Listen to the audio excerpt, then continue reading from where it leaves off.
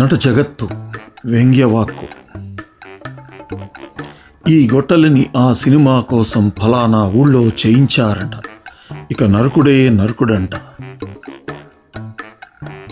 ఆ త్రిశూలంతో ఫలానా నటుడు ఫలానా సినిమాలో చెలరేగిపోయాడంట.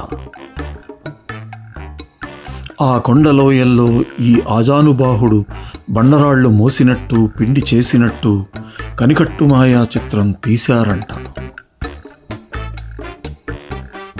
ఫలానా వృద్ధనటుడు విగ్గు మార్చి మీసం తిప్పి ఒక్కడే 100 మందను ఎగిరెగిరి తన్నాడంట.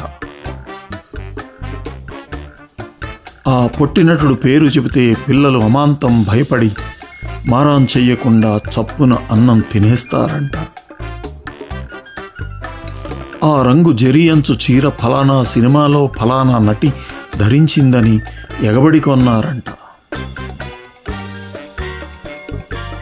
పాపం అతని ఉచ్చారణ దోషం, ఇతని వంకర నడక, అతని పిచ్చిపోకడలు సినిమాల్లో చూసి అభిమానులు చొక్కాలు చించుకున్నారట.